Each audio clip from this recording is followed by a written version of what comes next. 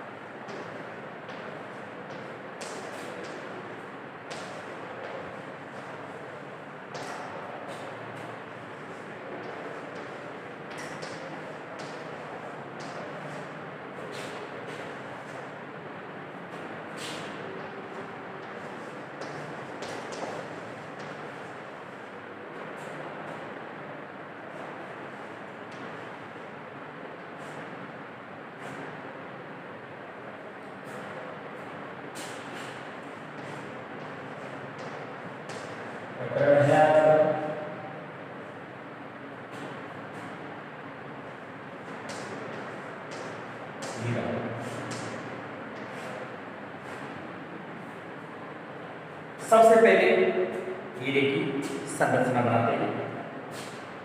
हीरे की संरचना में देखिएगा, जैसे मान लीजिए आपके सामने हीरा,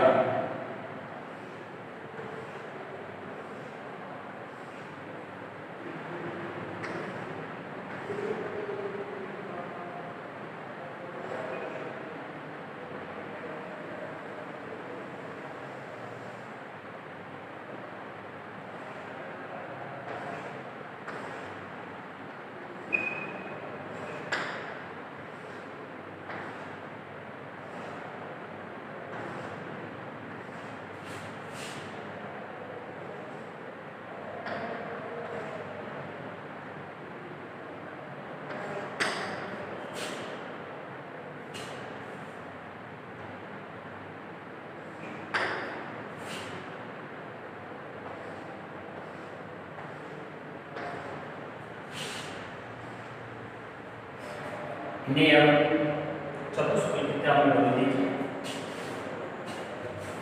देखिए कैसे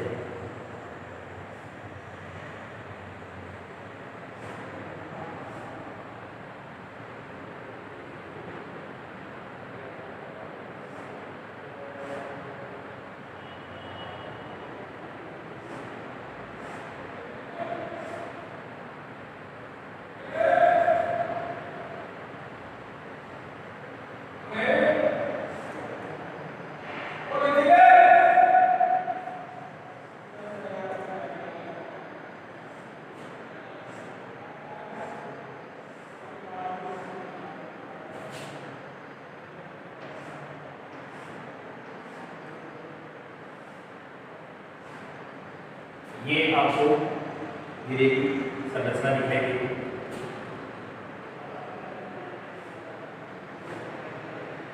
इस तरह से यहाँ से यहाँ तक की ये जो दूरी होती है ये 154 पिकोमीटर होती है। 154 पिकोमीटर।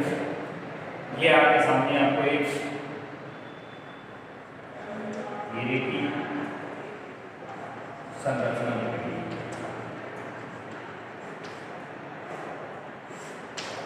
ये आपके सामने आपको क्या दिखाई दे रहा है?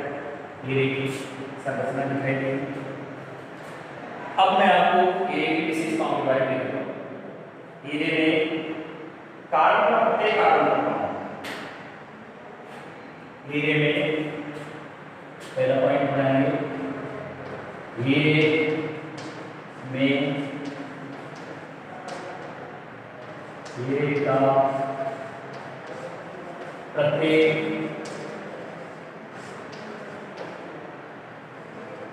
कार्बन परमाणु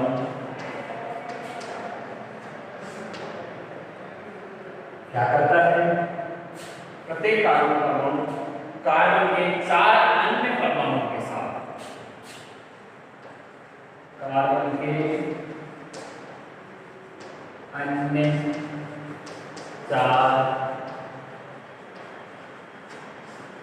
परमाणुओं के साथ जुड़ करके क्या करता है? आबंधित होकर के एक दृढ़ त्रिआयामी, आबंधित होकर एक दृढ़ त्रिआयामी मजबूत दृढ़ त्रिआयामी चतुष्फलकीय संरचना का निर्माण करता है।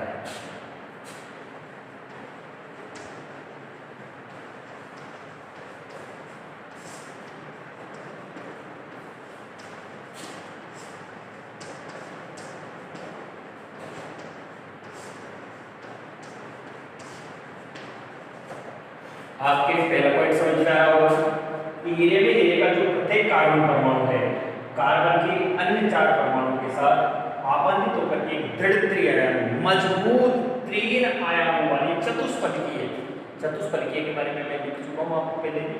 चतुष्फलकीय संरचना का निर्माण करता है और यहाँ इसमें कार्बन कार्बन के मध्य में ये जो होता है एक कार्बन से दूसरे कार्बन के बीच की दूरी 157 पिकोमीटर के बराबर होती है। दूसरा पॉइंट देखो, ये कार्बन का एक अतिशुद्ध रूप है। हीरा कार्बन का अतिशुद्ध रूप है।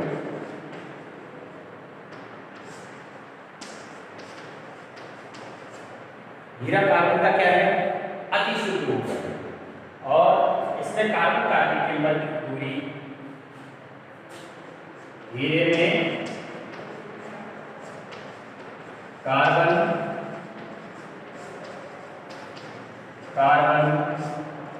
के मध्य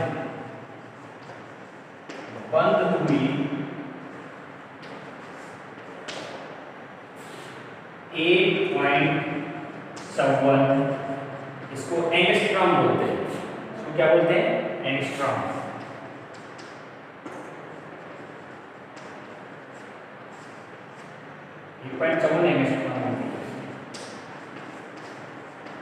यानी ये जो पिकोमीटर में बता रखा है इसी को 1.7 एंगस्ट्रॉम में बदल दिया हमने। ये क्या होती है? 1.7 एंगस्ट्रॉम होती है। आगे देखिए, ये विद्युत के कुचालक होते हैं। क्यों होते हैं हीरा विद्युत का कुचालक? क्योंकि इसमें कोई भी कार्बन मुक्त अवस्था में नहीं पाया जाता है। नेक्स्ट पॉइंट में लेंगे, हीरा विद्युत का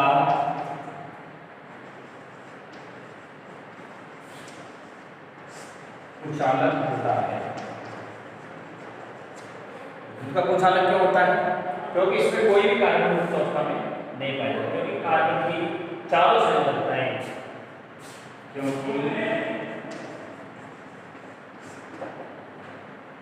कार्बन की चारों संरचनाएं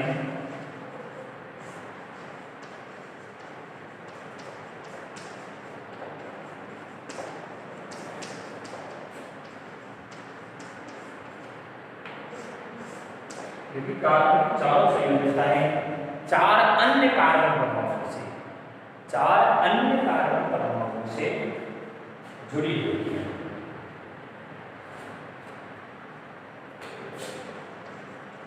अन्य कार्बन परमाणुओं से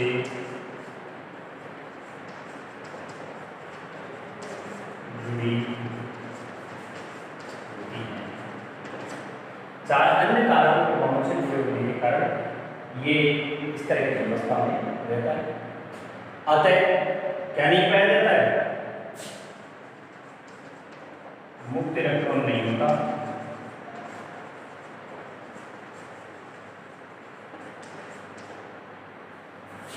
नहीं होने के कारण हीरा में का पता लगता है।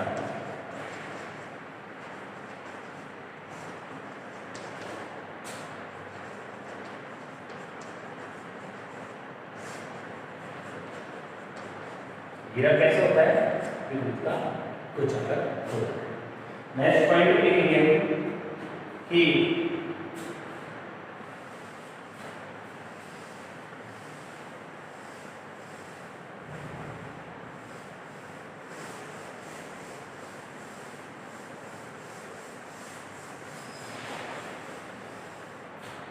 नेक्स्ट पॉइंट चाहिए कि हीरे की संरचना में प्रबल सहसंयोजक उत्पन्न होगा। हीरे की संरचना में प्रबल सहसंयोजक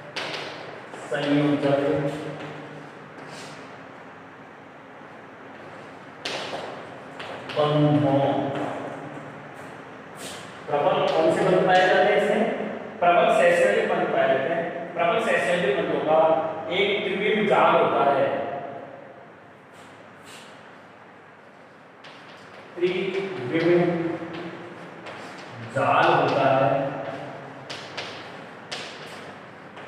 इसलिए कैसा होता है हीरा, इसलिए हीरा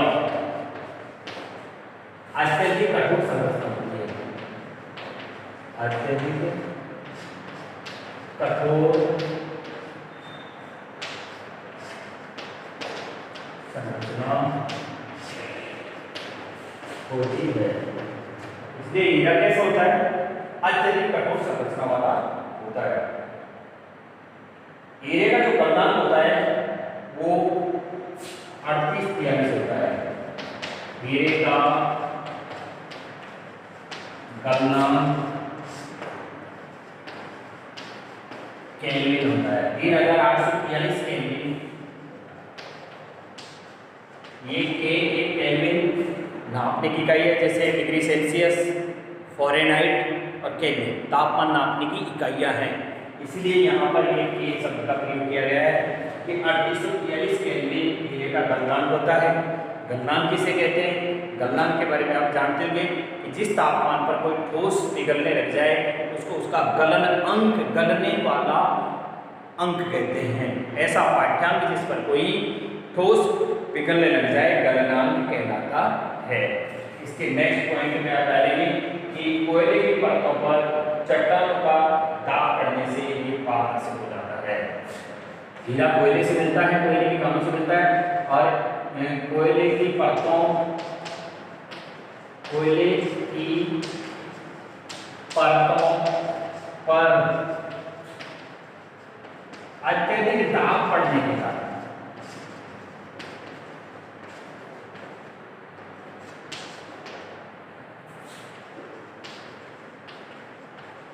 कारण हीरा पारदर्शी हो जाता है। पारदर्शी का मतलब समझ गए होंगे आप। एक तो होता है अपारदर्शी, अर्थात जिसके आर पार देखा नहीं जा सके उसे अपारदर्शी कहते हैं। पारदर्शी जिसके आर पार क्या किया जा सके, देखा जा सके। इसलिए कोयले की परतों की ज़्यादा प्रेशर पड़ जाने के कारण, अत्यधिक दाब लग जाने के कारण हीरा कैसा हो जाता है, हीरा पारदर्शी हो जाता है अत्यधिक दाब के कारण। और एक और बात है कि शुद्ध कार्बन को अत्यधिक उच्च ताप और दाब पर उपचारित करने से कार्बन को अपन शुद्ध कार्बन को अत्यधिक शुद्ध कार्बन को अत्यधिक उच्च ताप और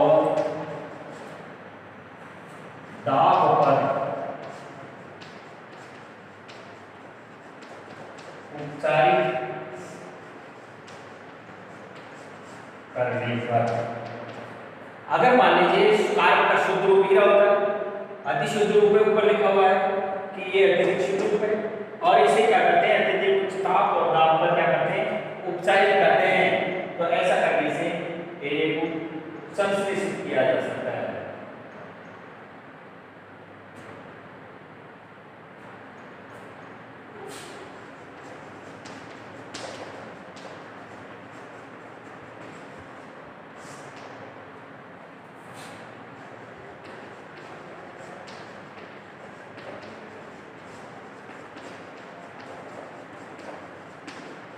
इसमें देखिए थोड़ा थ्योरी का काम ज़्यादा है, समझने वाली चीज़ है नहीं, केवल पढ़ करके ही समझना है।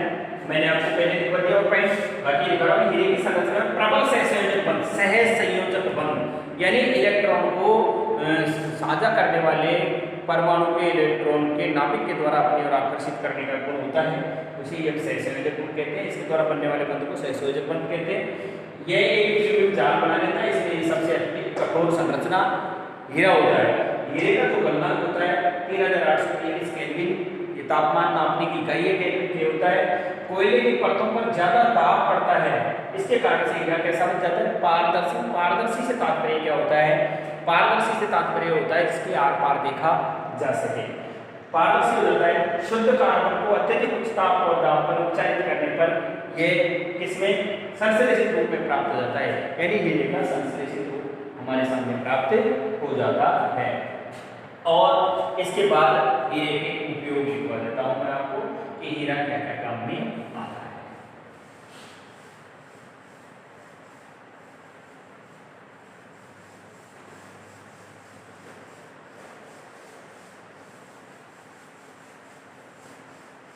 देखो अत्यधिक कठोर होने के कारण कांच काटने में काम में आता है,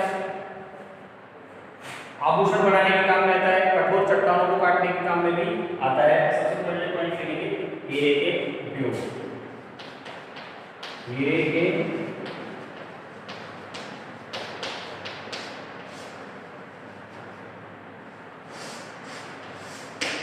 पहला उपयोग लिखो, हीरा एक अत्यधिक कठोर संरचना है, इसलिए किस काम में आ जाता है, कांच काटने के काम में आता है। तो क्या लिखेंगे, कांच को काटने के रूप में हीरे का उपयोग किया जाता है।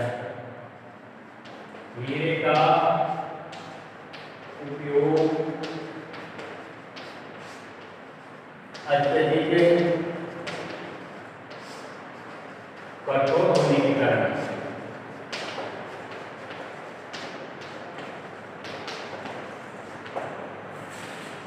कांच को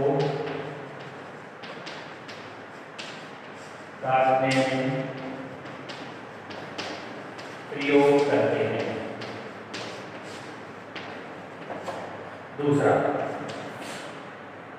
दूसरा हीरे का क्या उपयोग है, ये चट्टानों और पत्थरों को काटने वाली मशीन में भी इसका उपयोग किया जाता है। हीरे का उपयोग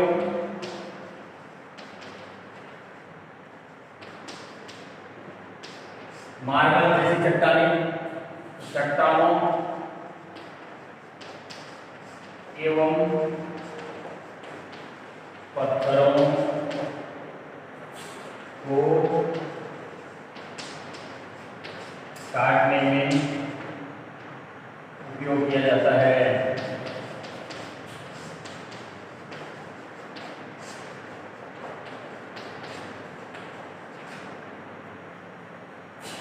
नेक्स्ट पॉइंट आप देखेंगे कि हीरा फोनोग्राम की सुई बनाने के काम में भी आता है।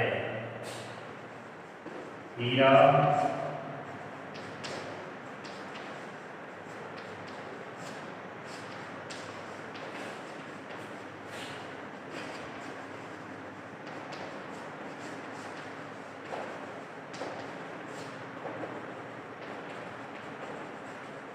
मूल्यवान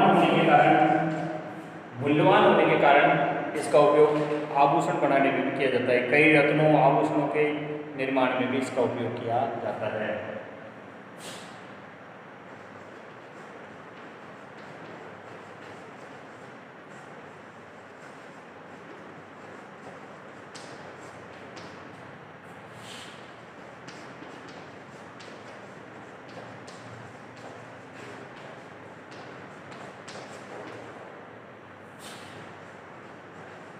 रत्नों एवं आभूषणों के निर्माण में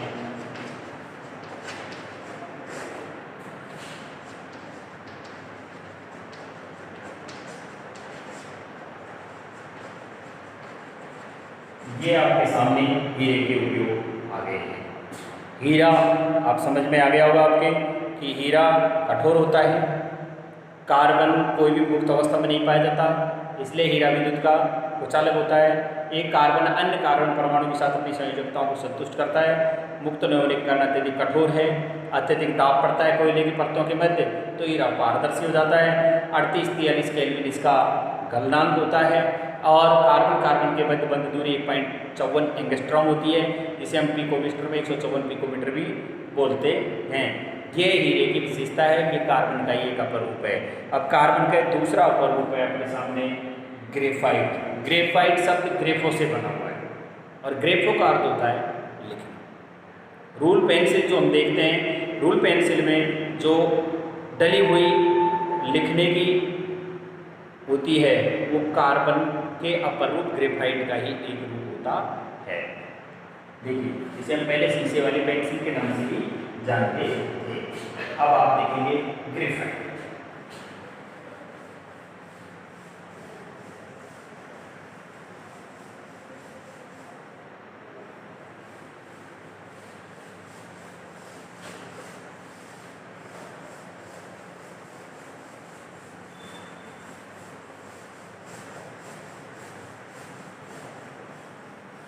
नया पॉइंट डाल देंगे, हमारा पॉइंट है हमारा ग्रेफाइट।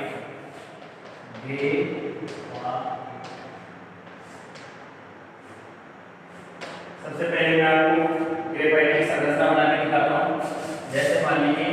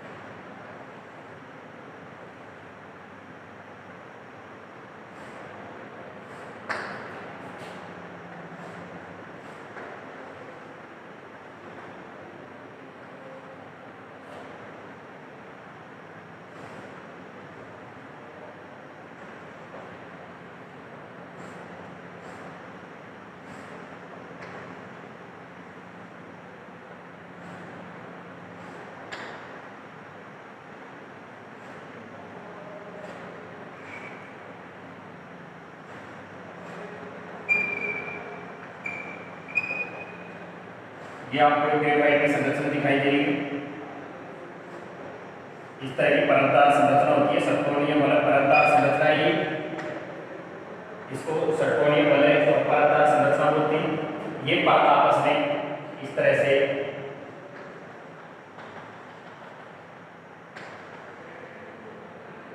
जुड़ी होती हैं।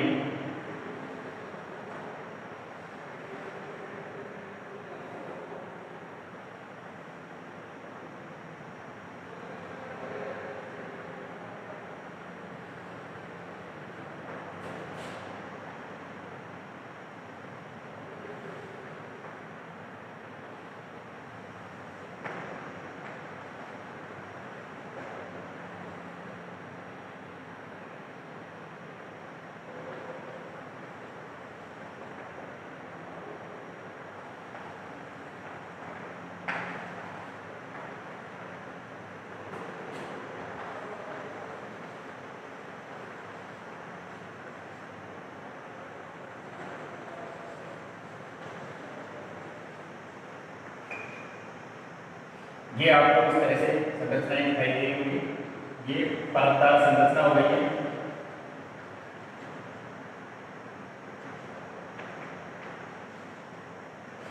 इस तरह से ये ग्रेफाइट की संरचना है। आपके सामने क्या है? ग्रेफाइट। और यहाँ से यहाँ तक की जो दूरी होती है ये होती है 141.5 पिकोमीटर होती है। और यहाँ से यहाँ तक की ये दूरी होती है 340 पिकोमीटर होती है। आपके सामने ग्रेफाइट संरचना बनी हुई, इसको ग्रेफाइट संरचना कहते हैं।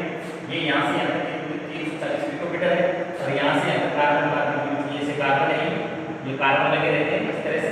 ये कार्बन है, इन कार्बन के बीच में ये कार्बन और इस कार्बन के बीच की दूरी ये दूरी रहती है। अब आपके सामने स्पष्ट रूप से ग्रेफाइट की संरचना आ गई है। और ग्रेफाइट के बारे में हम लिखेंगे कि कार्बन का ग्रेफाइट। ग्रेफाइट सब ग्रेफो से बना है। इससे बना है ग्रेफाइट सब ग्रेफो से बना है, जिसका अर्थ होता है लिखना।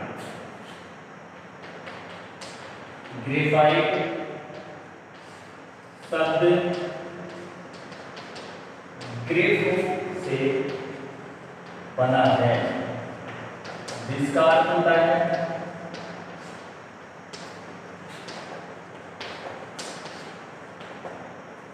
लिखना। जिसका अर्थ होता है लिखना। ग्रेफो शब्द से बना हुआ है तो इसका अर्थ क्या आएगा? लिखना होता है ग्रेफाइट का। अर्थात हमारी रूल पेंसिल में ग्रेफाइट पाया जाता है। अर्थात हमारी रूल पेंसिल में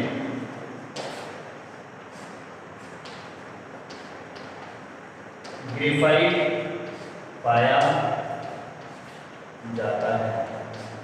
क्या पाया जाता है? ग्रेफाइट पाया जाता है। कार्बन का ये कार्बन का अपर रूप होता है। इसका अपर रूप है ग्रेफाइट कार्बन का ही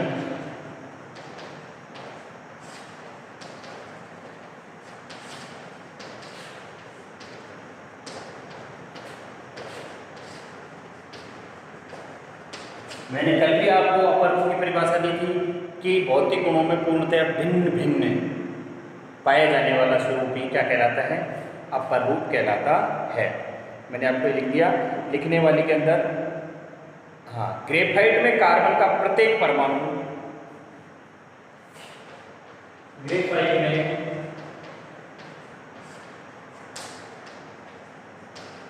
कार्बन का प्रत्येक परमाणु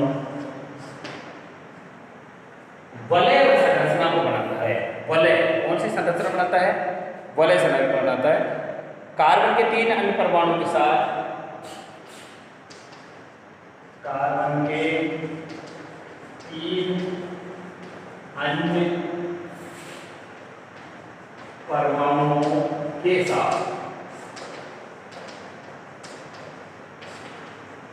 जुड़कर कैसी संरचना का निर्माण करता है? वलय संरचना का निर्माण करता है। अन्य परमाणुओं के साथ में जुड़ करके और एक ही तल में बंध बनाते हुए एक ही तल में बंध बनाते हुए षटकोणीय वलय संरचना का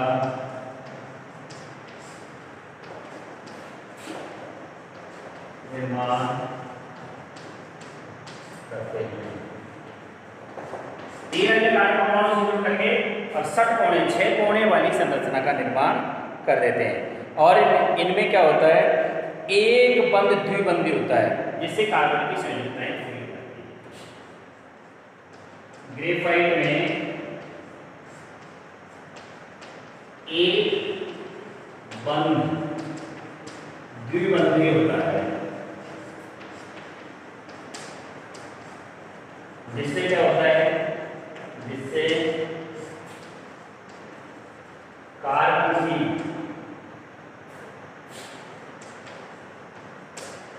संयोजकता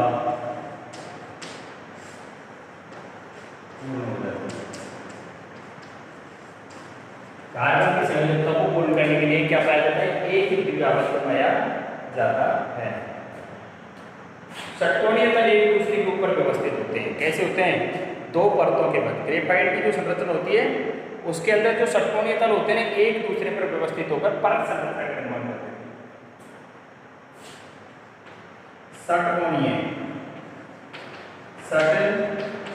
षट्कोणीय संरचना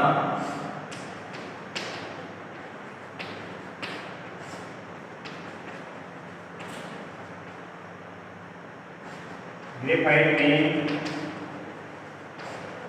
एक दूसरे पर व्यवस्थित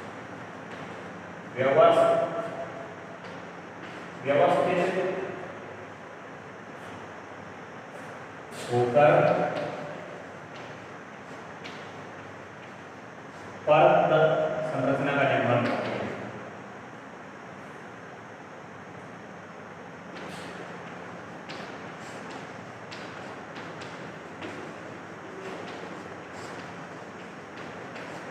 आपको दिखाई दे रहा होगा ये जैसे ये एक परत है और इस परत के ऊपर ये व्यवस्थित होकर षट्कोणीय परत संरचना, फिर इसने परत बना दी है, फिर इसके ऊपर व्यवस्थित होकर फिर परत बना दी है। इसी क्रम में इसे हम आगे जोड़ते अगर चले जाएंगे, ये जैसे मान लीजिए यूं आगे जोड़ देंगे हम इस तरह से, फिर ये आगे बढ़ती चली जाएगी, इस तरह से फिर परतदार संरचना बढ़ती चली जाएगी। यानी कहने का तात्पर्य है कि एक परत के ऊपर दूसरी परत व्यवस्थित होकर के और परत संरचना का निर्माण कर देती है और दो परतों के मध्य दुर्बल बंध पाया जाता है। ग्रेफाइट में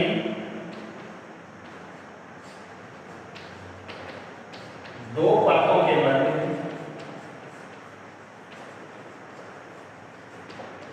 दुर्बल बंध कमजोर,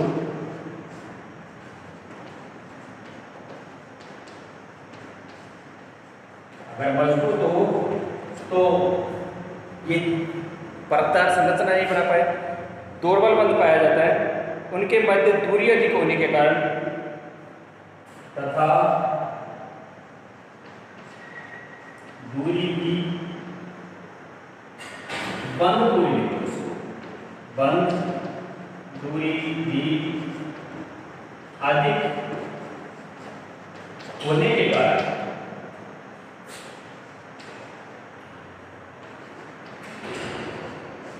परत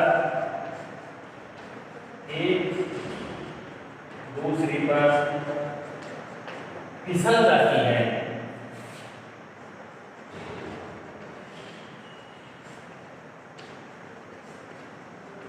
इसलिए इसे शुष्क स्नेह भी कहते हैं। इसलिए इसे शुष्क स्नेह भी कहा जाता है। शुष्क स्नेह का मतलब जान गए होंगे, ड्राई लुब्रिकेट।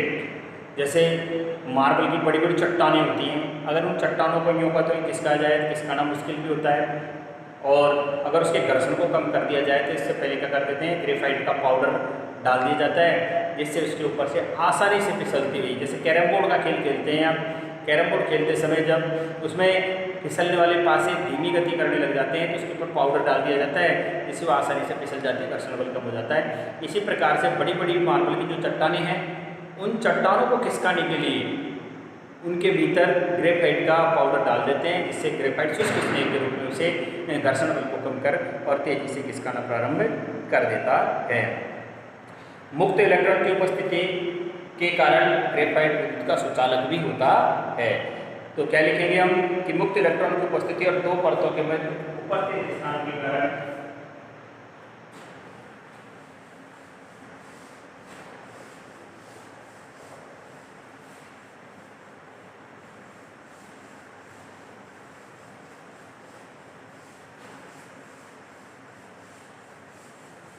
ये जो दो परतों के बीच में 3.40 पिकोमीटर की दूरी पाई जाती है, इस दूरी की बात कर रहे हैं।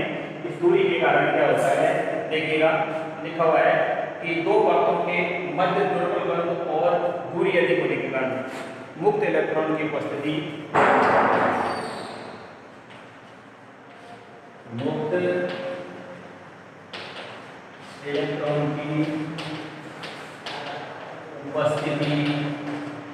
और दो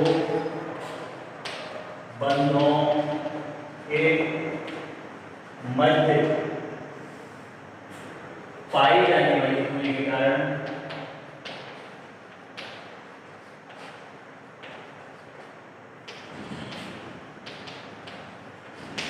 ग्रेफाइट विद्युत का क्या होता है? विद्युत का सुचालक होता है।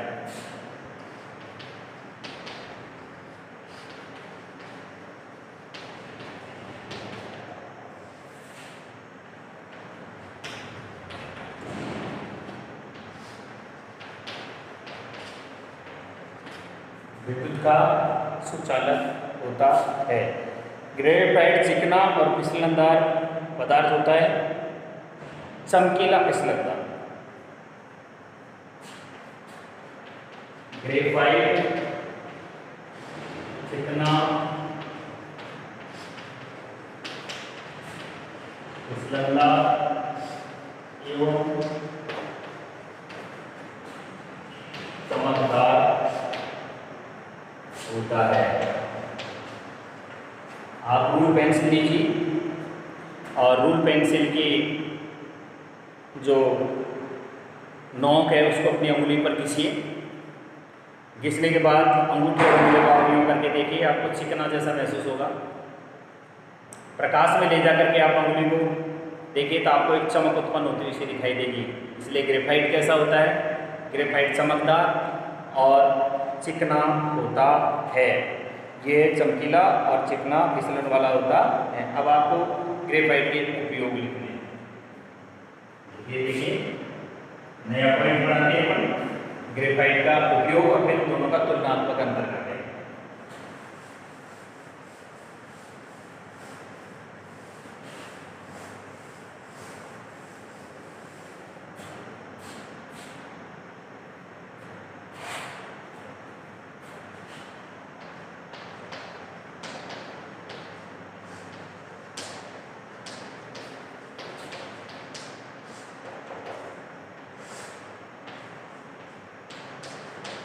ग्रेफाइट रूल पेंसिल में उपयोगी है। इसके अंदर काम में आता है। रूल पेंसिल में उपयोगी होता है। शुष्क स्नेह के रूप में उपयोगी है। शुष्क स्नेह के रूप में उपयोगी है। नेक्स्ट पॉइंट लिखेंगे कि विद्युत इलेक्ट्रोड बनाने में काम में आता है। बैटरियों में विद्युत इलेक्ट्रोड बनाने में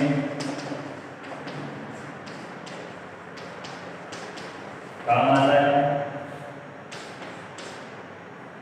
नेक्स्ट पॉइंट पे लिख देंगे डेंटिंग पेंटिंग लोहे की वस्तुओं को पॉलिश करने के काम आता है। लोहे की वस्तुओं को डेंटिंग पेंटिंग करने के काम आता है। नेक्स्ट पॉइंट में डालेंगे नाभिकीय परमाणु पट्टियों में मंदक छड़ के रूप में नाभिकीय परमाणु पट्टियों में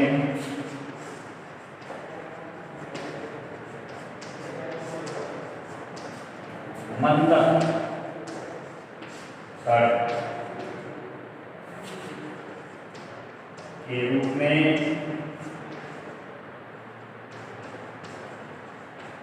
ग्रेफाइट का उपयोग किया जाता है। देखिए क्या क्या उपयोग हो गए, मैंने आपको लिखवा दिया इसमें उपयोग कि सबसे पहले लिखा है ग्रेफाइट रूल पेंसिल में उपयोगी है। ये रूल पेंसिल में इसका उपयोग किया जाता है। शुष्क स्नेह के रूप में इसे उपयोग लेते हैं। मैंने आपको बताया था मार्बल आदि की चट्टानों को तेज गति से आगे खिसकाने के लिए भी इसका उपयोग किया जाता है। नंबर 3, विद्युत इलेक्ट्रोड बनाने में ये काम में आता है। आपने देखा होगा सेल, शुष्क सेल हो या गीले वाले सेल हो, सीसा सच्चाई सेल हो, इनमें जो इलेक्ट्रोड लगे रहते हैं वो किसके बने होते हैं? वो भी ग्रेफाइट के बने होते हैं। क्यों? क्योंकि ग्रेफाइट विद्युत का क्या होता है? ग्रेफाइट विद्युत का सुचालक होता है, इसलिए विद्युत इलेक्ट्रोड बनाने में काम में आता है।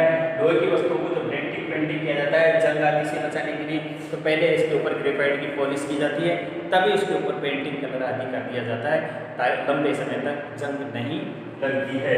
और नाभिकीय जो परमाणु भट्टियाँ होती हैं जिनके नाभिकीय संलयन और नाभिकीय विखंडन का कार्य किया जाता है, वहाँ तापमान को नियंत्रण करने के लिए ग्रेफाइट की छड़ों को मंदक के रूप में उपयोग किया जाता है। ये आपके सामने क्या नाम से हीरा और ग्रेफाइट दोनों की प्रणालियाँ आई हैं। अब हीरा और ग्रेफाइट का तुलनात्मक अगर हम अंतर कर रहे हैं तो देखिए कैसे हम अंतर करेंगे हीरा और ग्रेफाइट का तुलनात्मक अंतर।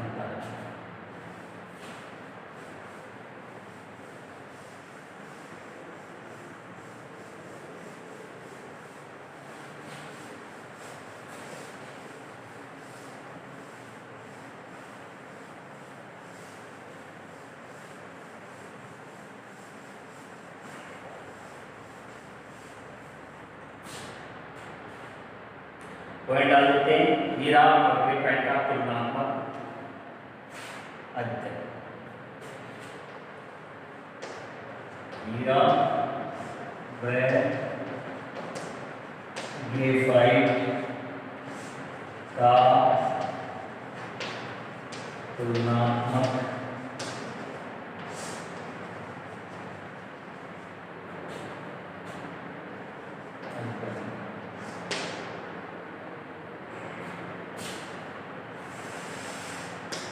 हीरा और ग्रेफाइट का तुलनात्मक यदि हम क्या कर रहे हैं, अध्ययन कर रहे हैं, तो हम देखेंगे कि यहाँ क्रम संख्या डाल देते, सारे बना देता हूँ आपको। देखिए यहाँ जैसे मैंने डाल दिया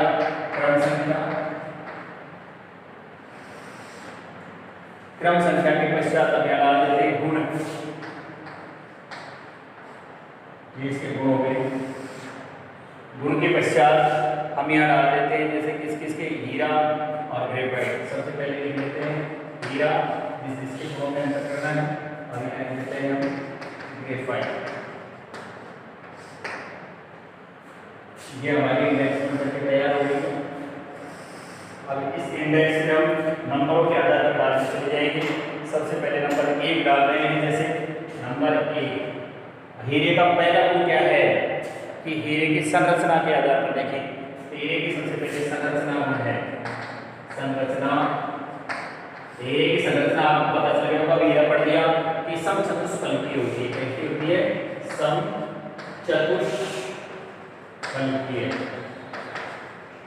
हीरे की संरचना कैसी होती है? समचतुष्फलकीय होती है। और ग्रेफाइट की षटकोणीय तथा परतदार संरचना होती है। ग्रेफाइट की षटकोणीय परतदार संरचना होती है। ये एक अंतर हो गया है। इसके आधार पर हो गया ये अंतर। ये संरचना हम जानते हैं कि कार्बन 4 अन्य कार्बन परमाणु से मिलकर के एक समचतुष्फलकीय दृढ़ त्रिआयामी संरचना का निर्माण करता है। तो संरचना में अंतर तो ये हो गया कि ये समचतुष्फलकीय है और ये षटकोणीय और परतदार संरचना पाई जाती है। दूसरी भौतिक अवस्था के आधार पर देखेंगे। पॉइंट नंबर 2 भौतिक अवस्था। भौतिक अवस्था के आधार पर यदि हम देखते हैं तो भौतिक अवस्था में कहेंगे कि ये हीरा रंगहीन और पारदर्शी होता है। रंगहीन और पारदर्शी। रंगहीन और रंगीन में अंतर होता है। रंगीन माने तो रंग से युक्त और रंगहीन रंग से रहित। हीरे को जिस रंग के साथ रखोगे वैसा ही वो दिखाई देने लग जाएगा, है ना। तो इसे इस प्रकार के क्या कहते हैं? रंगहीन कहते हैं। तो हीरा कैसा है? रंगहीन और पारदर्शी है, जबकि ग्रेफाइट हम जानते हैं चमकदार होता है, फिसलन वाला होता है, यह पारदर्शी होता है और काले रंग का होता है। तो ग्रेफाइट कैसा होता है? चमकदार, पारदर्शी, काले रंग का।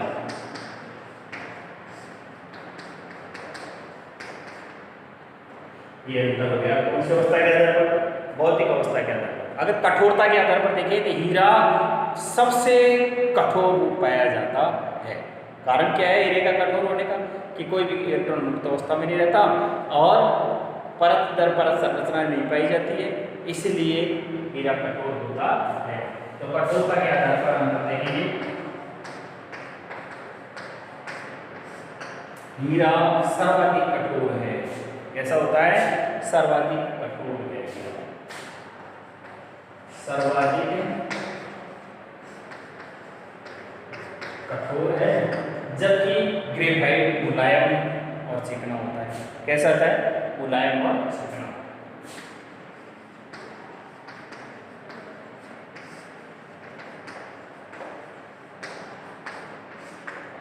मुलायम और चिकना होता है। इसके बाद में घनत्व के आधार पर लेंगे हम पॉइंट नंबर 4 विशिष्ट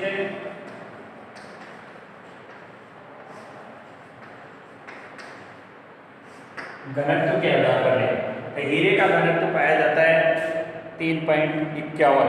कितना पाया जाता है?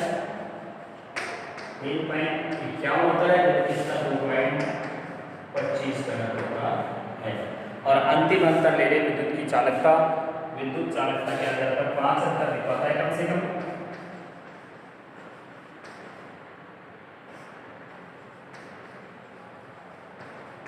हम जानते हैं कि हीरा कोई भी कार्य मुक्त अवस्था में नहीं होने के कारण विद्युत का क्या होता है? कुचालक होता है। यह लिखेंगे कि हीरा विद्युत का कुचालक होता है, जबकि ग्रेफाइट विद्युत का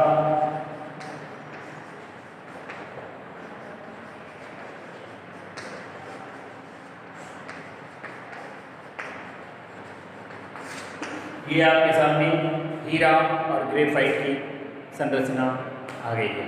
अब आपको मैं एक बार फिर समझा देता हूँ कि गुणों के आधार पर संरचना देखें। हीरा समचतुष्फलकीय होते हैं, सममानी बराबर 4 फलक होते हैं। इस तरह से मीथेन की संरचना में हमने देखा था कि ये कार्बन संयुग्म में मान लिया 1 2 3 और ये 4।